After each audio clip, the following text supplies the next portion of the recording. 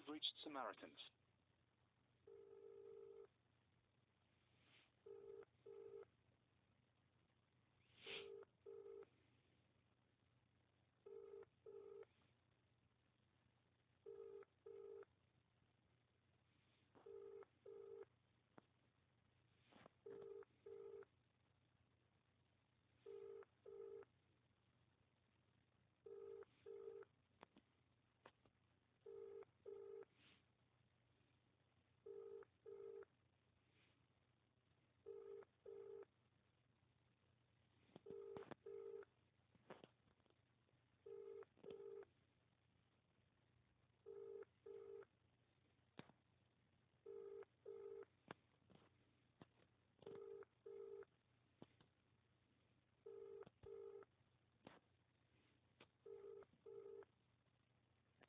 We'll be with you as soon as we possibly can.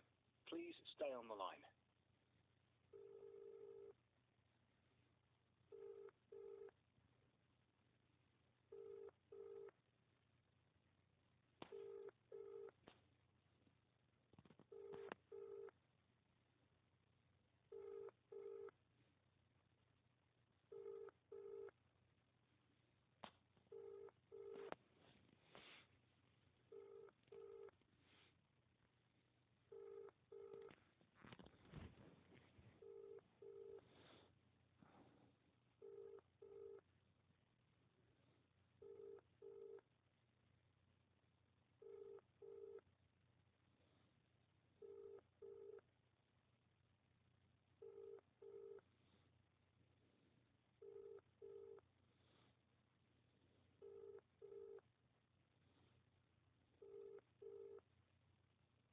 We're here to offer you emotional support, whatever you're going through.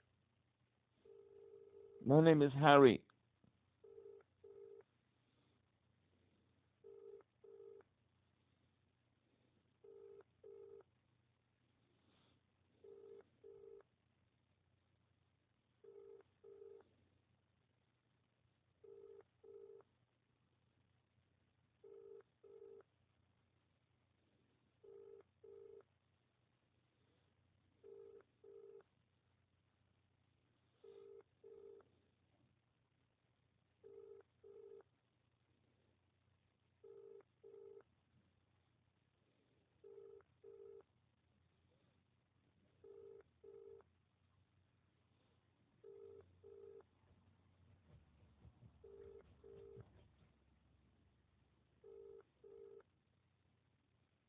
Listen.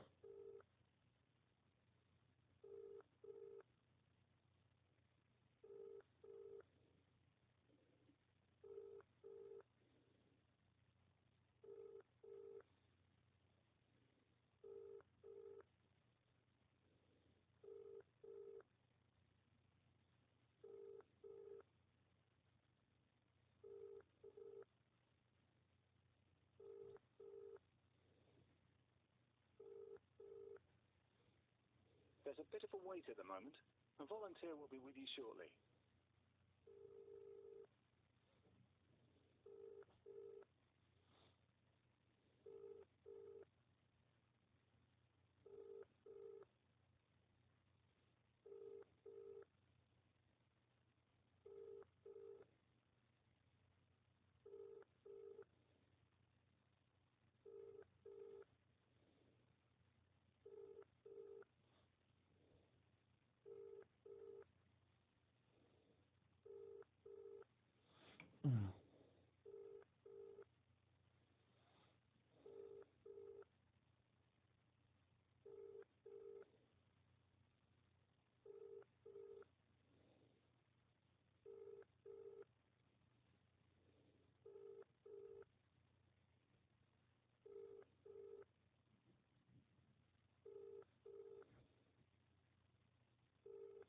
Listen.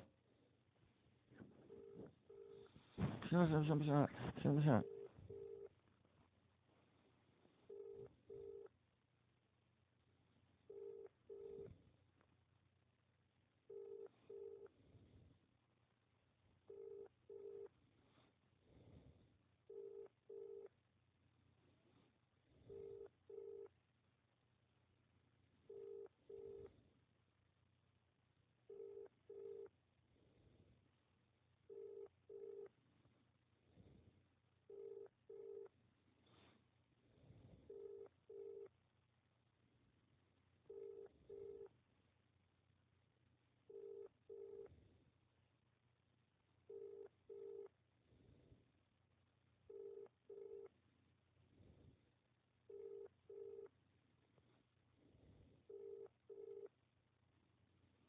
Whatever's troubling you, you can talk to us. Our volunteers are here to listen. We won't tell you what to do. Hmm.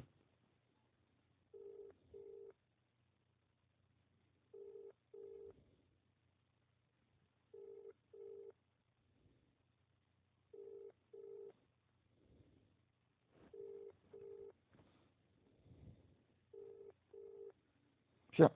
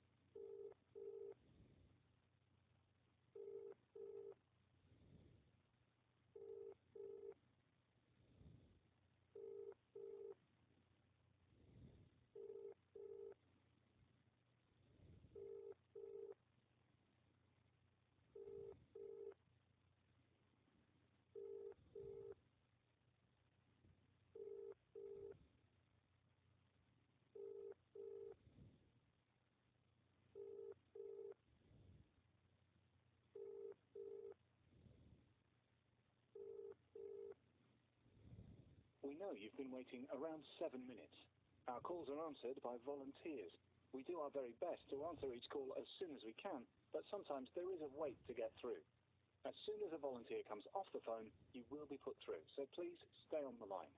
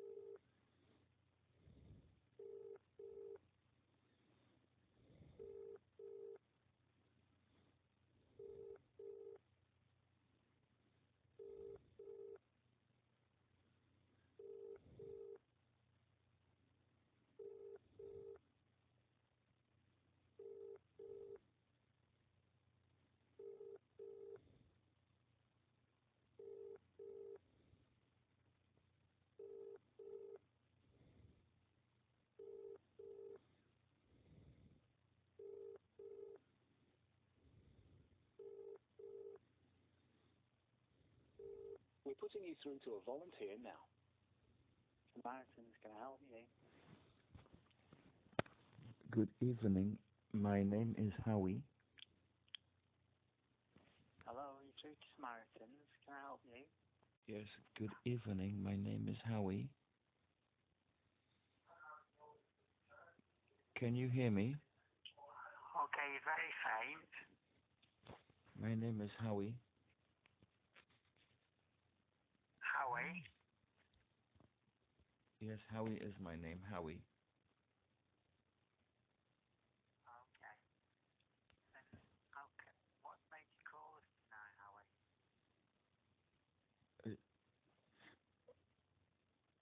Part of my brain is missing. Okay. I'm brain injured.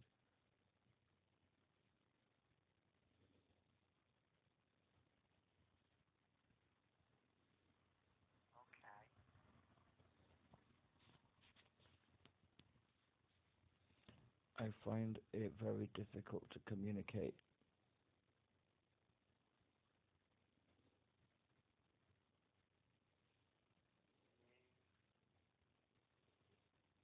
Coming through quite faint on occasion, Howie, but I'll just check what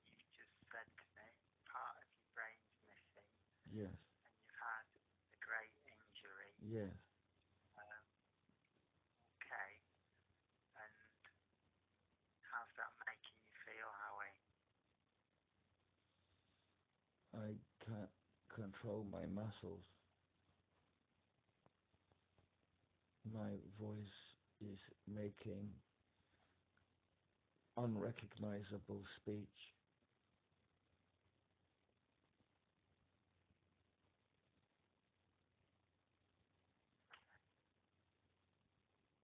Do you get any um, support or assistance to help you um, because of the injury that you've suffered? The council gave me £400.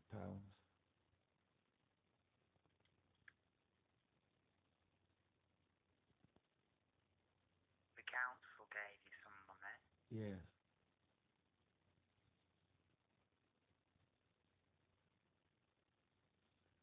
and how are you able to support yourself then, Howie?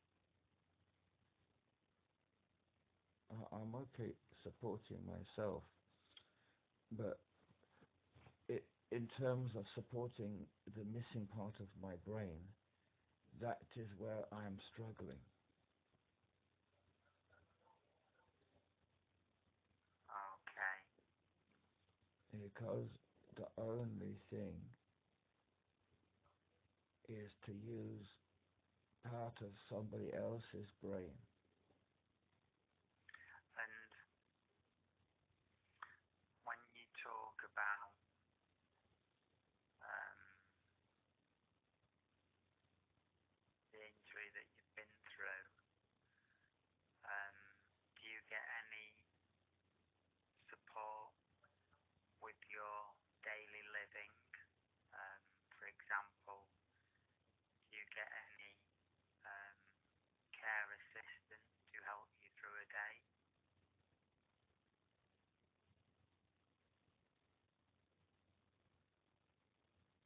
Some people give me some food,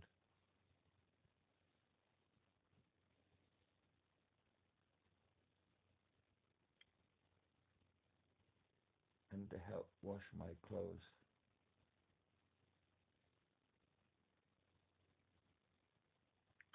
I'm sorry, Howie, but you do keep drifting in and out on the call. I said, I said, I I said, don't know if it's a bad line. some people give me some food and help wash some clothes.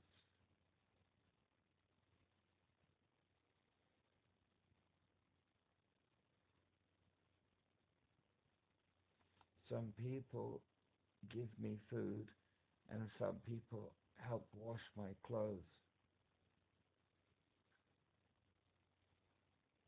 Okay, Do you so want you me to do call back? have some assistance with your daily living. Is that correct? Yes.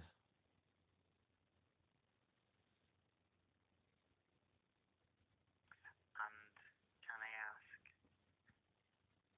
you um, have said that part of your brain is missing. That's right. Um, it must have been an awful injury which you have suffered. It's very awful. Very, very, very awful.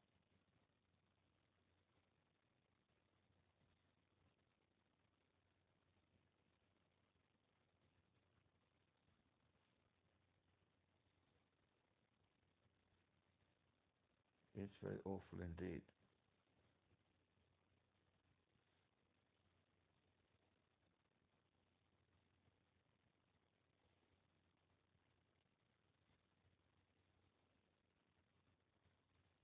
That is so awful.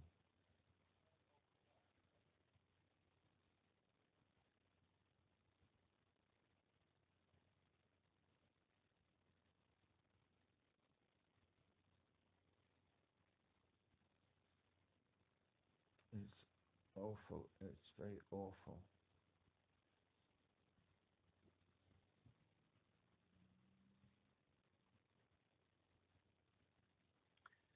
struggling to hear, It, Howie. it is very antisocial. Shall I call back? Oh, hang on, Howie. Yes, hello. I can hear you again now. Oh, okay. It's very antisocial.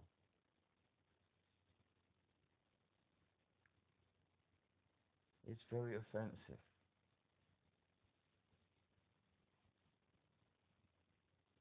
Can you still hear me? So, I can just hear you in and out. I've just heard you say that it's very difficult with you socially. Yes. Is that what you struggle with It- the lack of um, ability to get out and engage with people? I don't know about getting out, but definitely engaging with people. Okay. It's very, because when I engage with people, I'm not able to make myself understood. Okay. Um,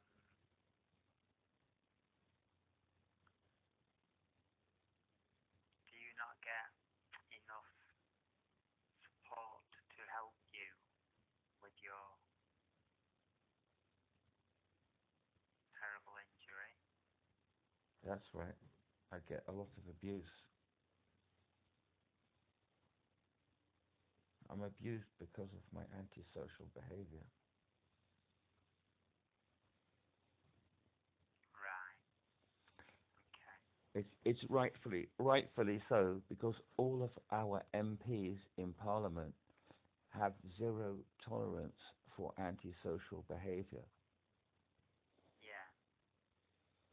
So that means the MPs are advocating for brain injured people to be abused.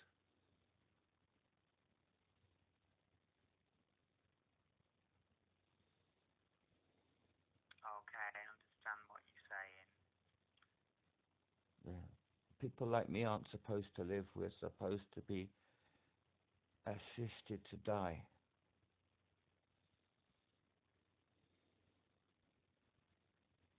So, am I right in thinking then, Howie, that the support that's available for you is not enough to help you to ensure you have a fulfilling life in as much as the injury would allow you to? That's right. The support is abuse. Because it's antisocial behavior, I'm abused. So what I'm provided with is abuse. That's why I have to be euthanized or assisted to die.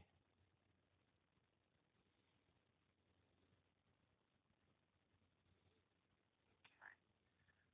So it must be very difficult for you on a daily basis if you have to put up with this.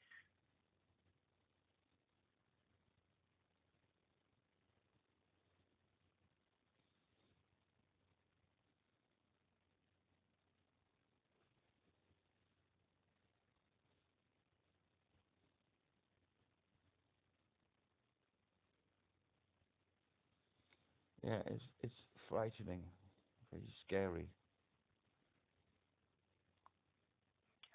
Okay. I have to have a bodyguard.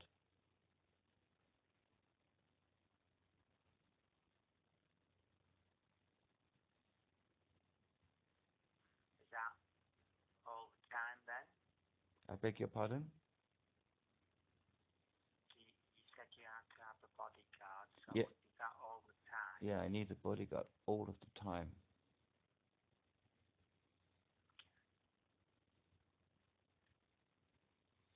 And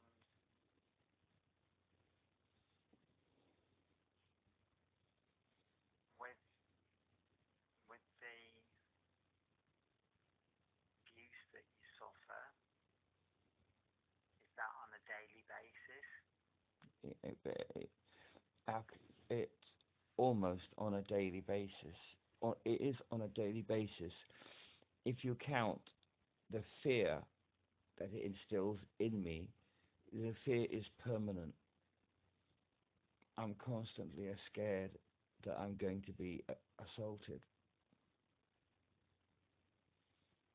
Even if I'm not actually assaulted every day, I'm always scared every day. Right. Okay. Because it could just come out of the blue. And when I'm attacked, nobody wants to. When I'm attacked, there's nobody to go to. There's no one to go to for help.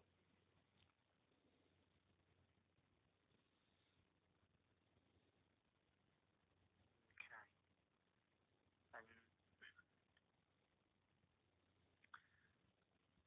so, can I ask, Howie, what do you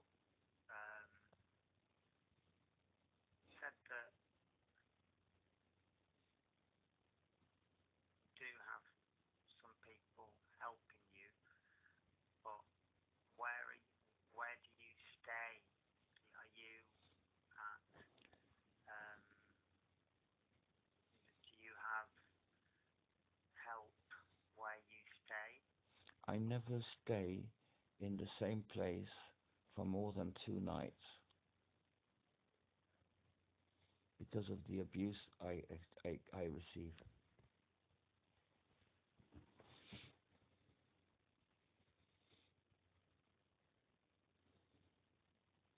I try to move every night so that people can't locate me, target me, and abuse me.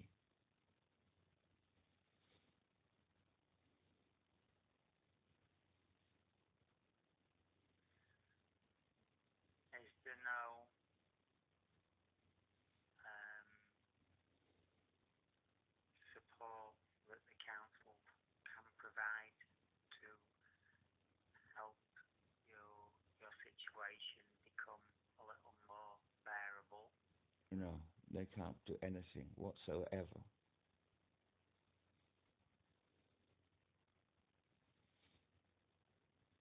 Because I cannot communicate with the council about my needs. The GP doesn't know where to locate my assistance. The hospital consultants do not know where to locate my assistance. The social workers do not know where to locate my assistance. The brain injury coaches do not know where to locate my assistance.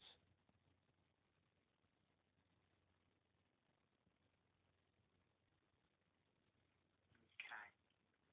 The good quality people in this world who might know where to locate that assistance don't communicate the location of that assistance to me.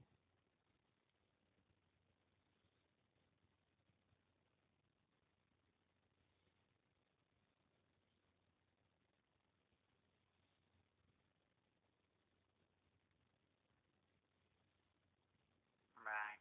So effectively, what you're saying is that the hospital, social workers, and the brain injury coaches have not been able to provide the support that you need to help in your daily living.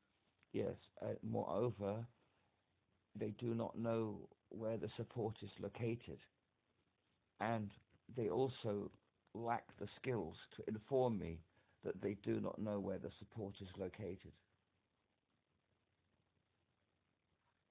It's only yesterday that one GP wrote to me to explain that they don't know. That's after 35 years.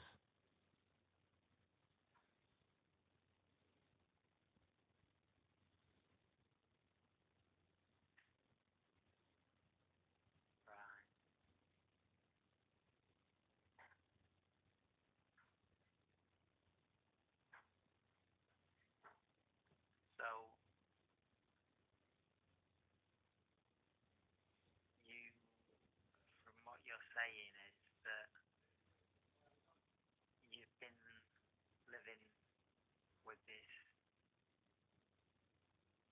terrible injury for all that time, is that correct? Yeah, it's more than half of my life.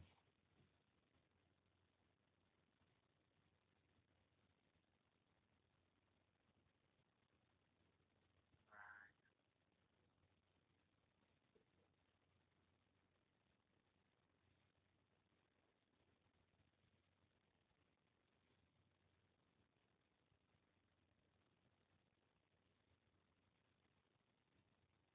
And what is it you need then, Howie, to make your life better? I need a person who's trained. I need training for somebody.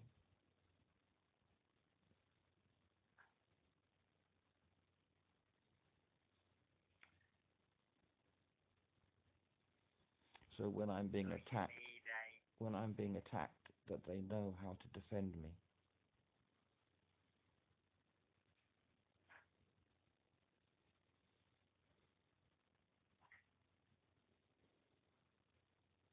okay. And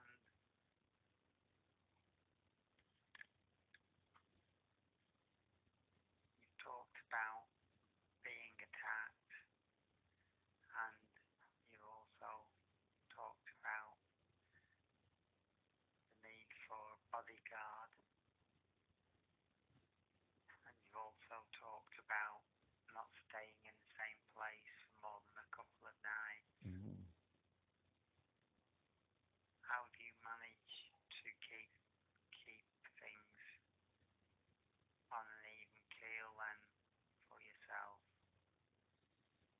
When you talk about an even keel, can you try to describe that in other words, please?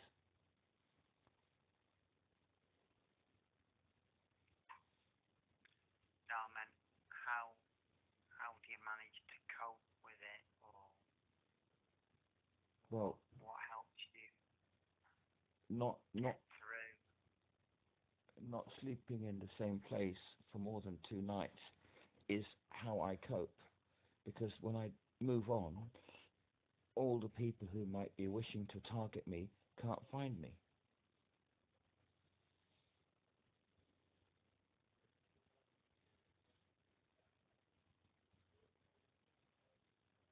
Okay. So when you say you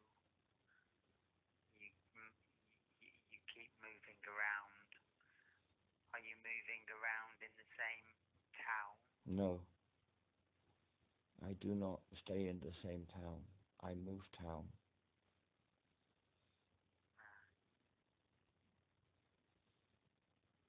Okay. And you said that your GP does not know how to help you after a lot of years. That GP I've been with for 9 years, that one.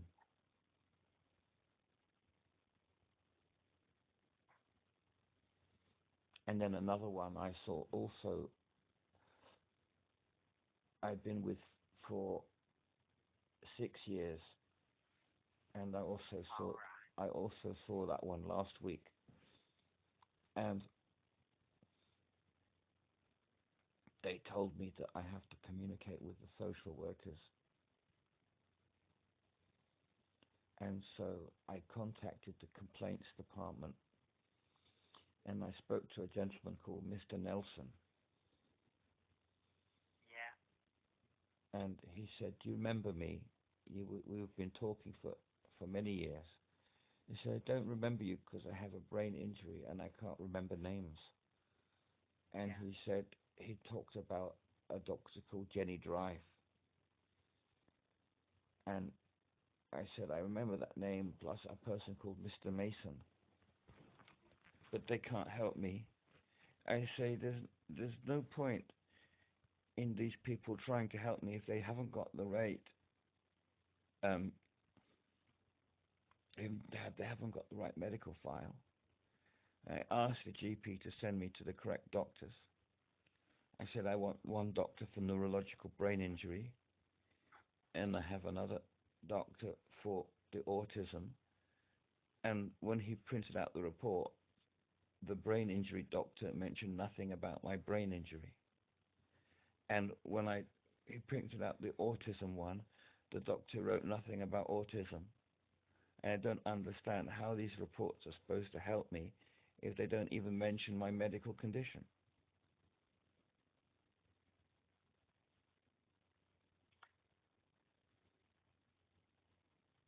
Okay, I understand how what you're saying is that there doesn't seem to be any connections made between the different people who are trying to help you, because they are not aware of the other person who's dealing with you as well. Is that correct? I don't know. I try to say that one GP said they sent me to a brain injury coach, which which I wasn't even aware of. So I asked them for that data, because if it's the same brain injury coach I'd previously spoken to, it's a nurse who I've had to report to the Fitness to Practice Council for being unfit to practice, because when I was violently assaulted and hospitalized, they didn't report me for being abused.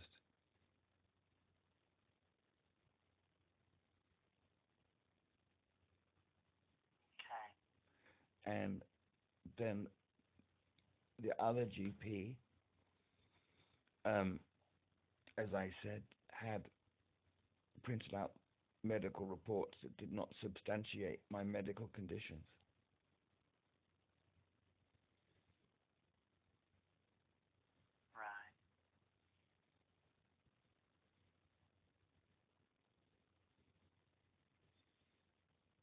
Right. And it's a lot of work for me. Why should I have to write to these people and ask them what's going on?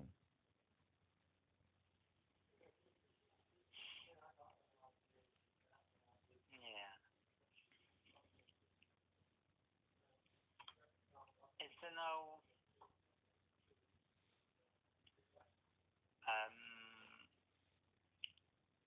daily support who is constant for you? No, because you have to understand that being the most frightfully disgusting antisocial person God has ever put on this planet, anybody like that type of person that you're thinking about doesn't exist. Nobody's going to help somebody who's undeserving, or somebody who's unesthetic, who's aesthetically ugly and vile and nasty and rotten.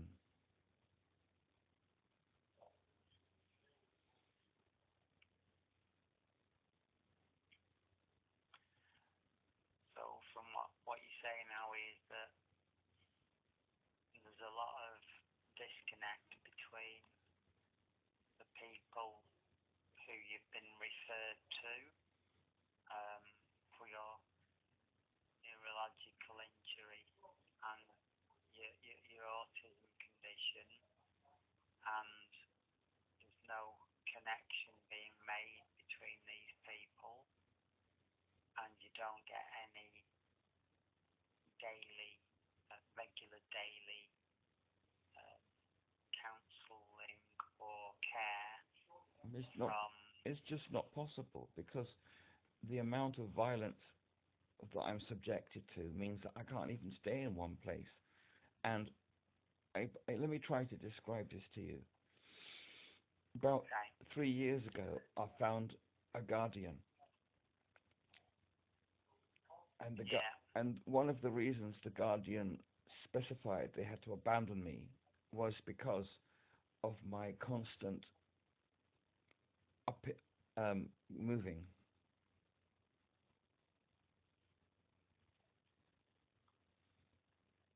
And my bad behavior. And they said to me that after they moved into a hotel for battered housewives, they felt so much peace and happiness in their life.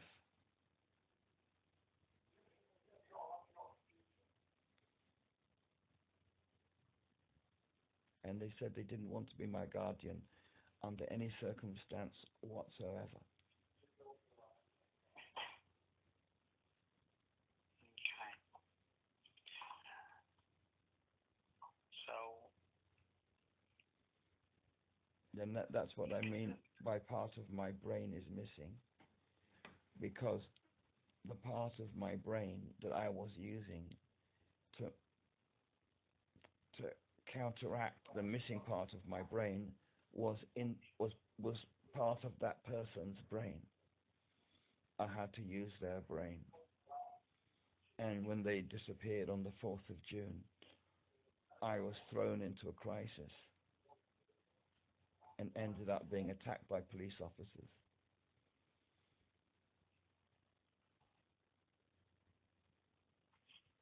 So most of the abuse I suffer is from the authorities and the police.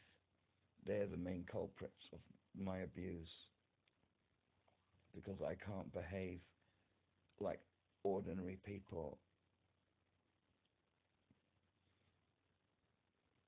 and I will always be blamed when things go wrong. Now I'm being prosecuted for having a brain injury and getting things wrong. okay. It sounds like that there's not a lot of compassion being shown towards you from the people that you're having to deal with. No, because they can't show compassion because there's no resources to show compassion. What resources are there? There's no resources. It doesn't exist. If there were resources, something would have cropped up in the last 35 years.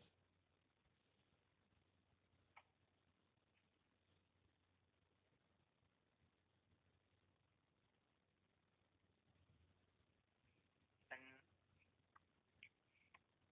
is um, is is the 35 years? Is that how long you have been living like this, Howie? Yes, that's right.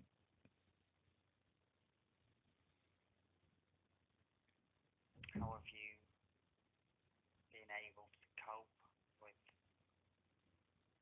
that length of time living like this, Howie?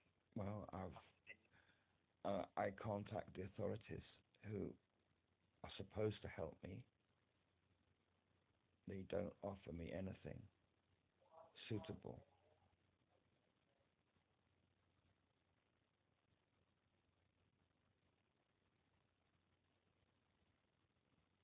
And they attack, like one place, they said they would provide support, but they tore my brain apart instead and spat at me and kicked my wheelchair, and they put me in an institution for 4 days. And when they realized they couldn't forcibly bathe me, then they threw me onto the street, and then the drug addicts robbed me.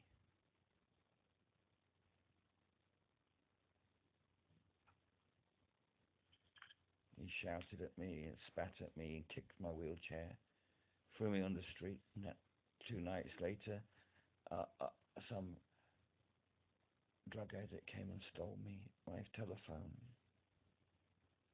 when I fell asleep in a car park.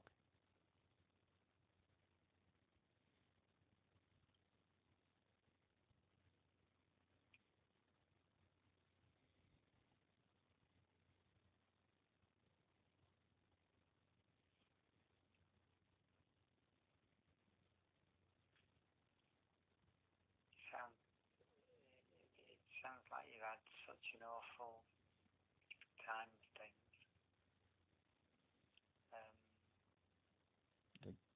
The government are the biggest culprits of my misery, because they, like any other human being, can't tolerate offensive behavior.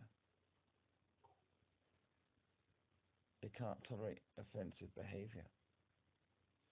My name is Howie, and I'm just rotten. I'm just bad. I can't do anything properly. And hated. I'm so hated. The police and the social workers, the doctors give up on me, and the thing is that just there's some people in life who are just undeserving.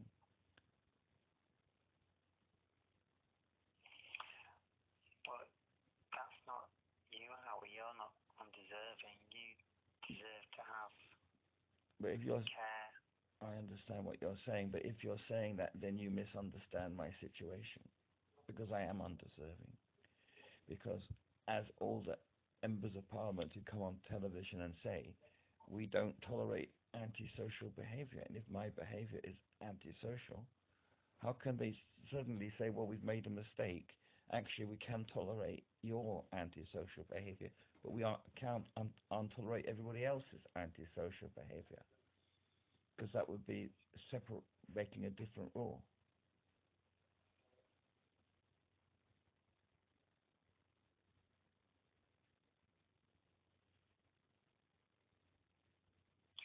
Yes, but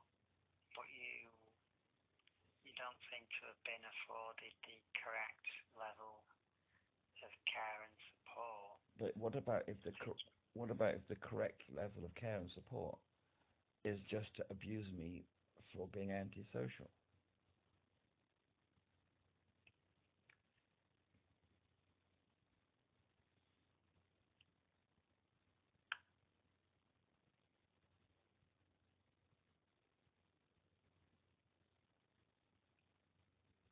But you explained earlier that even the people who are dealing with your neurological brain injury and you know those who are helping you with the autism weren't even communicating. So it sounds from what you said that you haven't had a lot of people doing the right thing by you because I see. Let me explain to you the flaw in the logic here. The flaw in the logic is to assume that there are resources for somebody who's as offensive as I am, but the resources just don't exist. And on top of that, you have people's individual judgment that I'm undeserving. And we also deal with their experience. Maybe they've experienced other people like me and they just know that I'm a lost case.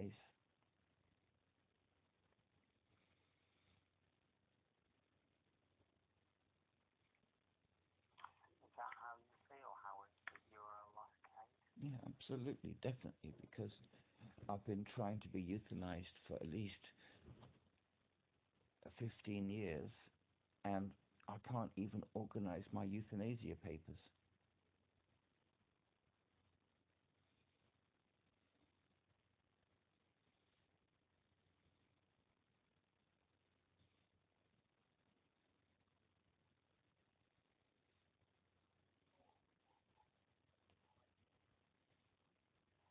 Have you ever had anybody who's actually helped you at all, Howard?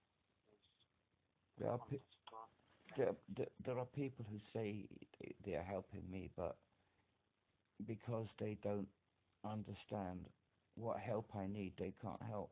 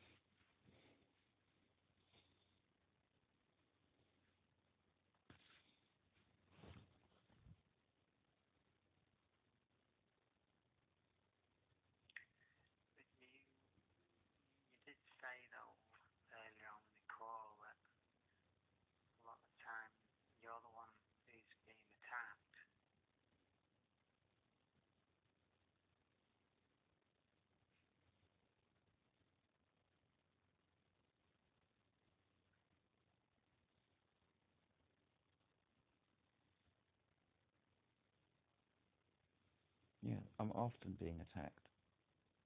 Yeah. So it's not. Cause you've also said that you know that you feel that you um, are antisocial, but you have talked about brain injury, and I'm trying to understand why no one is giving you the support that you need to Because be able to function. because I'm undeserving. That's why. I don't deserve it. The resources don't Why? exist. Because You if you deserve to if have people, it. well, you have to understand the factors working against it are my offensiveness that make people reject me, and the fact that the resources just don't exist.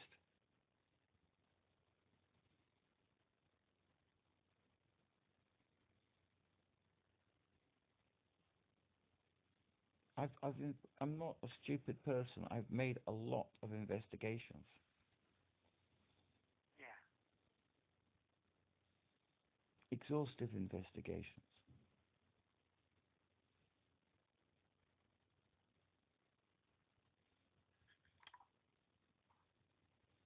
I'm not a stupid person. I, I can I can calculate some things, but the problem is that these things are just not tangible. I can't find if I was to create a perfect world, I would just go to the Yeah. to hospital to hospital shop and say I want one of them. I want to have a a,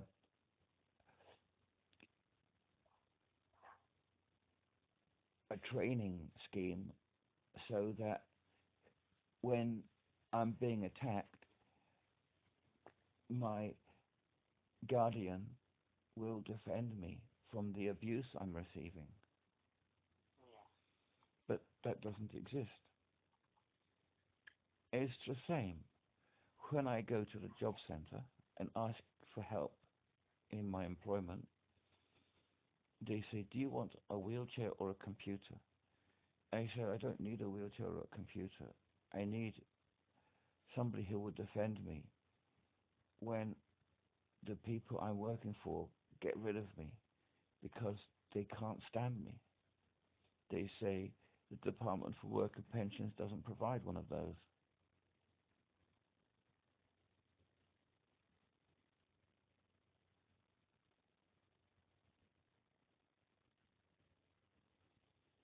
Because the Department for Work and Pensions doesn't provide that type of help when you can't hold down a job. Right. So job centre are not helping because you've.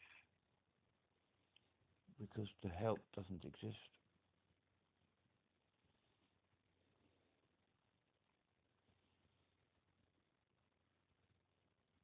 I have a gentleman who phoned me up every so often. I give you his name in my diary. Why is my diary not even showing on this?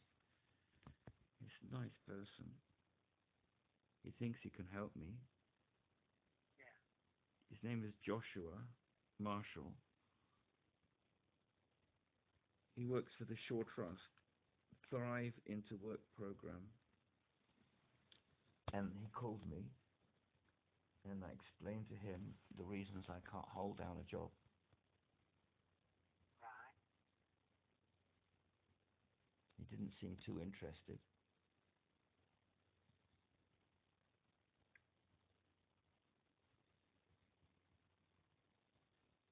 So Joshua Marshall was part of an organisation called.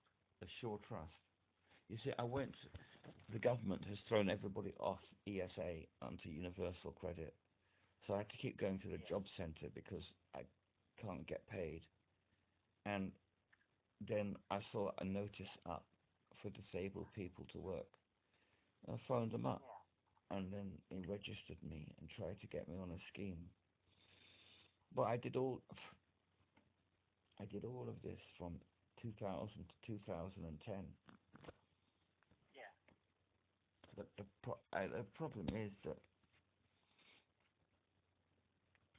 they don't understand that they're dealing with some problem. I can't care for myself. I have caring role for other people. I mean, like, how am I supposed to have a job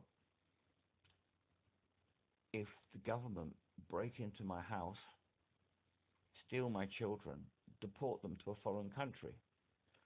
I can't imagine if I had a job. I would just say to them, "Oh, I'm sorry, I can't come to work today. The government has deported my children because I'm disabled. I have to travel overseas to try and look after them because they've been left homeless in a foreign country and they're being raped."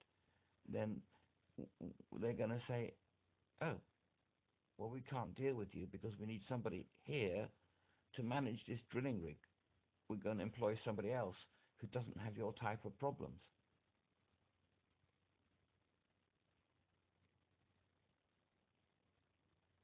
And they'll get rid of you.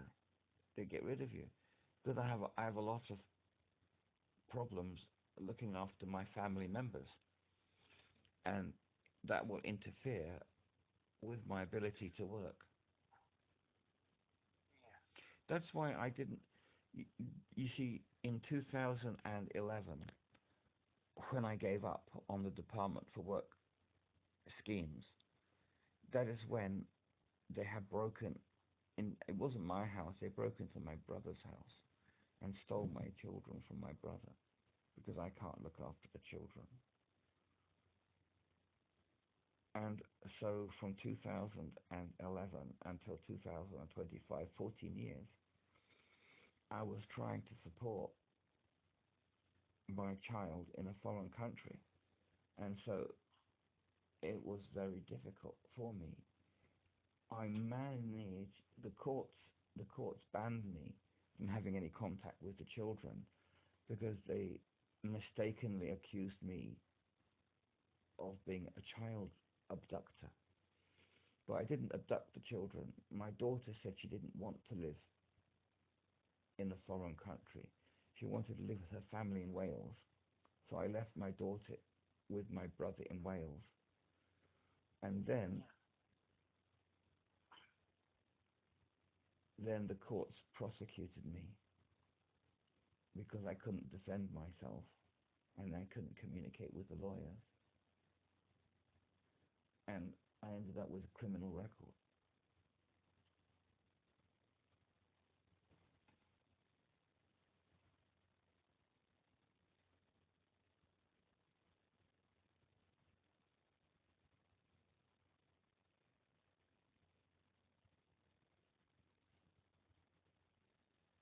And is that a situation that um,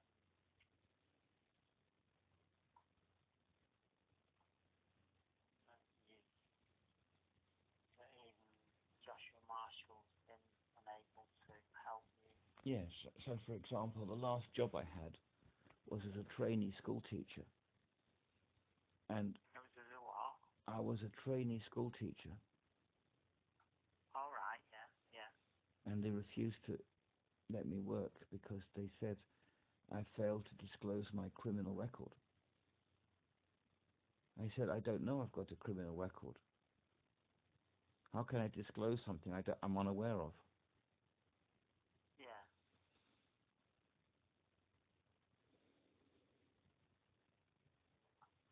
And I said, you know, when I tried to communicate with the lawyers about these fake criminal records, the lawyers say, "Yes, this is a fake criminal record." Yeah.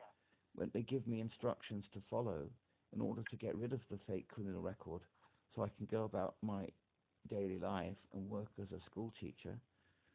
But I can't do that because I, when I try to follow their instructions, I just get amnesia and catatonia and seizures, and I can't follow the lawyer's instructions. Even though I tell the lawyers I'm going to obey them, I can't because of my brain injury.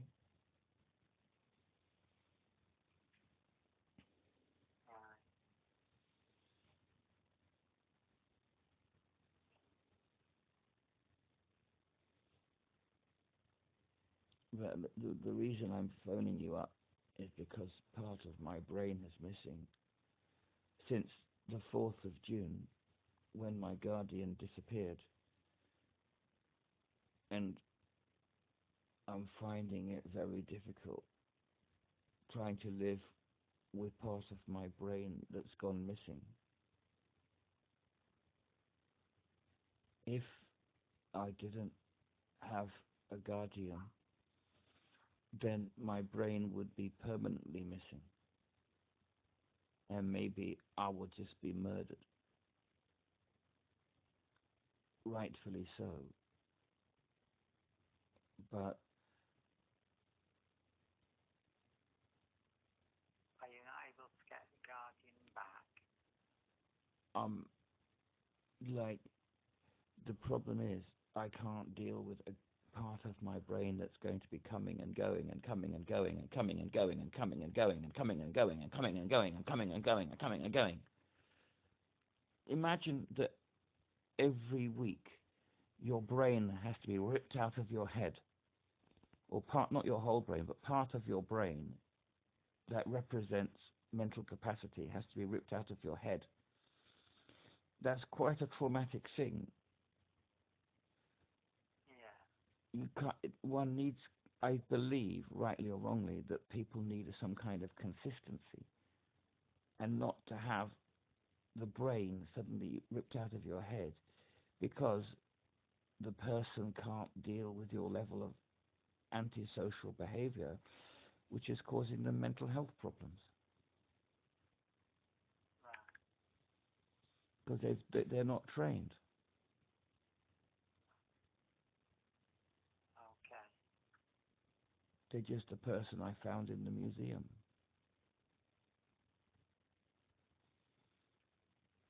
Who latched onto me because I represented some type of an opportunity to them.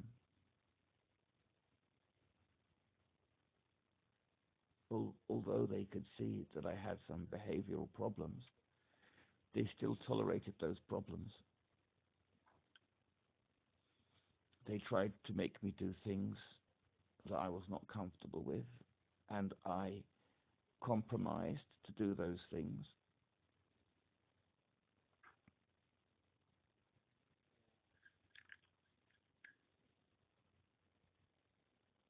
So at the moment it's just very difficult for you, isn't it, Howie? Until you can get the guardian back. But that's the problem. That's why I'm phoning up now to speak to you about the lack of consistency in maintaining a neurological connection to a person who has to go into a refuge for battered housewives where the security they're very strict and can't have a man seen anywhere nearby, otherwise they would lose their comfortable room.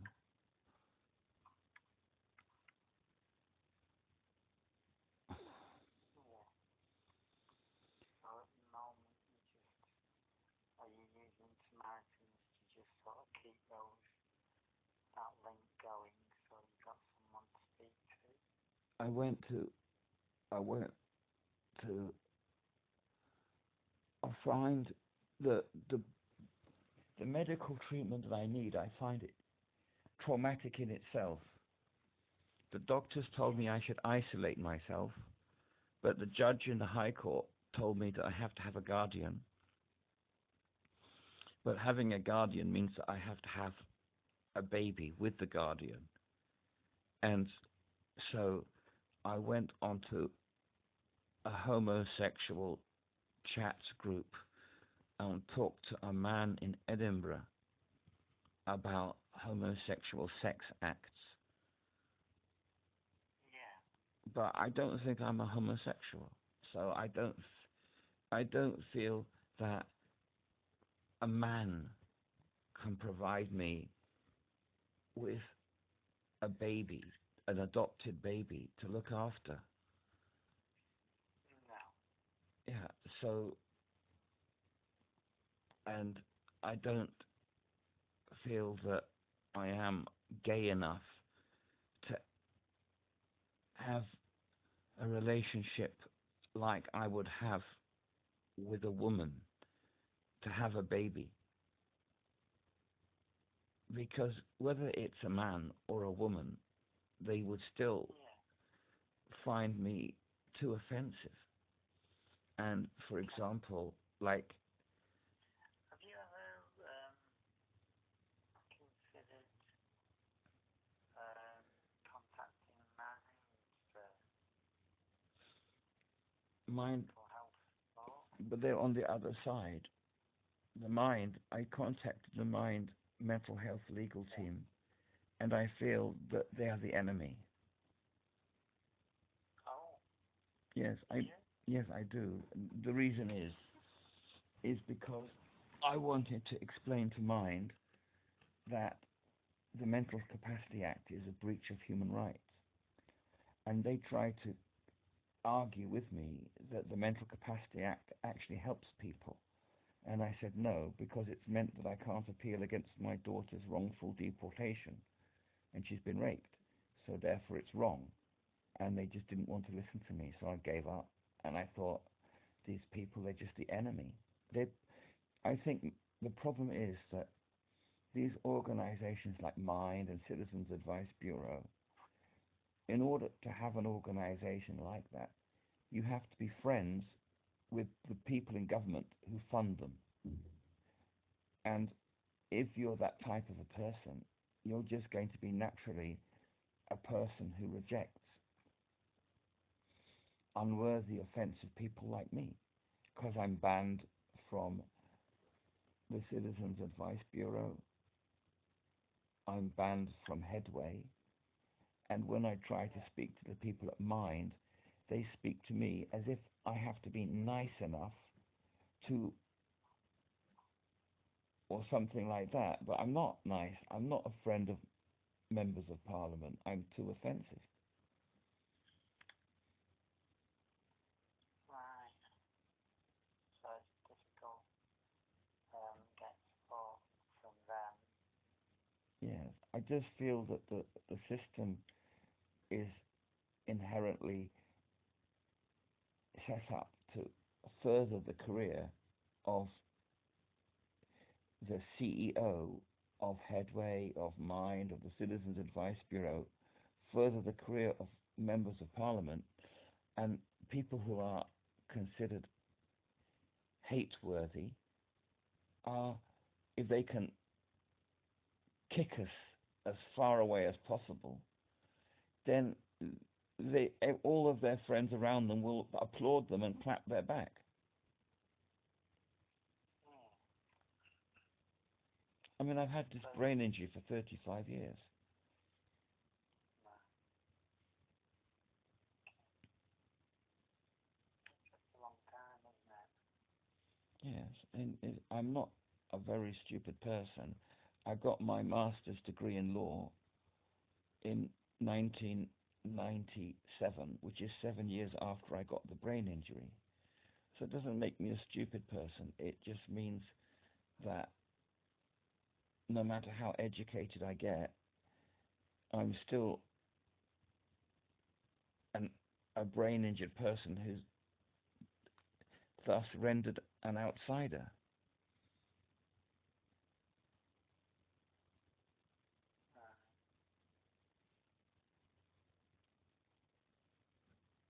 You obviously did well to get your degree, didn't you? Yeah, I was only supposed to take 1 year, but because of my autism, I couldn't read or write properly, but my professor took pity on me and allowed me to upgrade my dissertation to a thesis, so I didn't have to pass the written exams,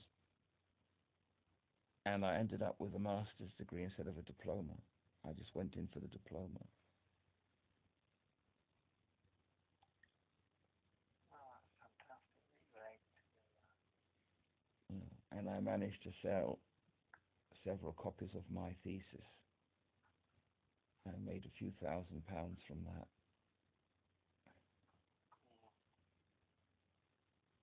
It was not.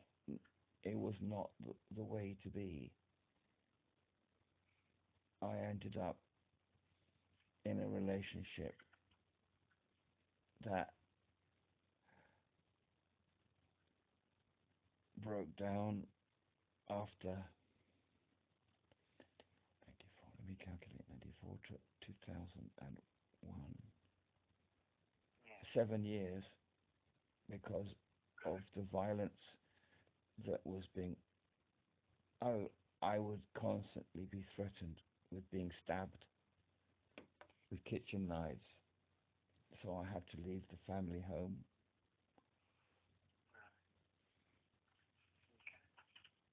Because the person, they couldn't cope with my whatever was going wrong in my brain.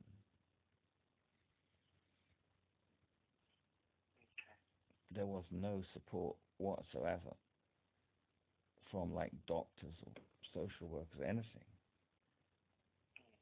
because the police would just come along and blame me when there's a dispute between a man and a woman.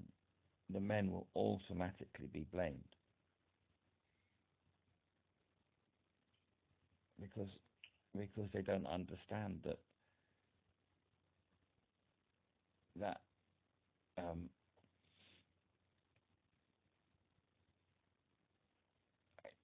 some a weaker person, physically weaker person, will try just to stab them out of the blue for no apparent reason. Yeah. And so I just left, and the third time they tried to murder me, I left. I couldn't do because there was nothing. What can I do? The medical establishment just wants to give me group therapy.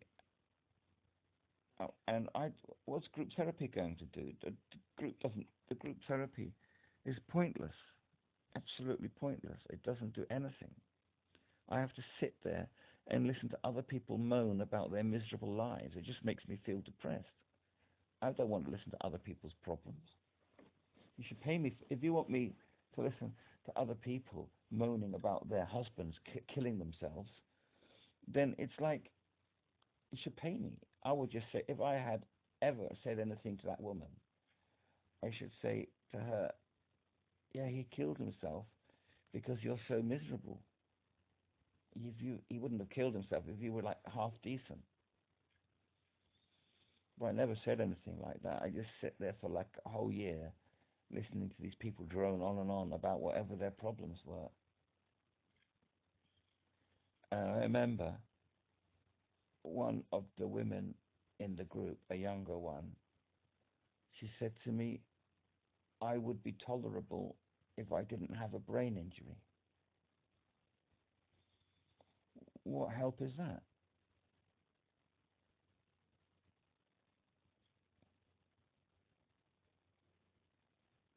And she said I would be tolerable if I didn't have seizures. I mean, I don't know.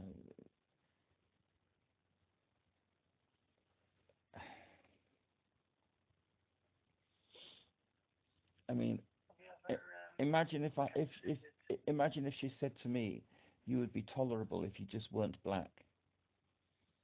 I think that would show up more the type of intolerance people have for disability. If that's more obvious, isn't it? If somebody said that, but it's just not acceptable to say those things If somebody says to me, "You would be more tolerable if you didn't have a brain injury," that's hate speech. But at the time, I didn't even register.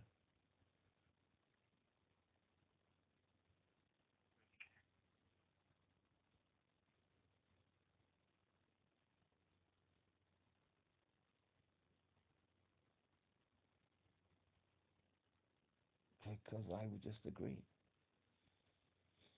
Yes, it's true. I'll be tolerable if I didn't have a brain injury. Yeah. Have you ever considered the um, another mental health support database, is the Hub of Hope?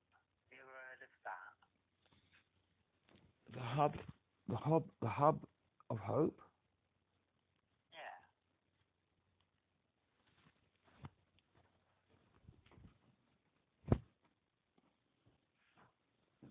It's provided by a national mental health charity, Chasing the Stigma.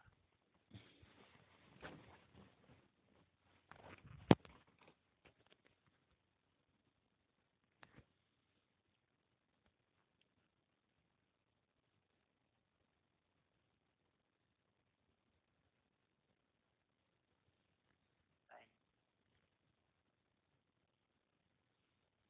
they give people support in their local area. Well, therein lies the problem to start with. You have to have a local area, which I don't have because I'm all over the place.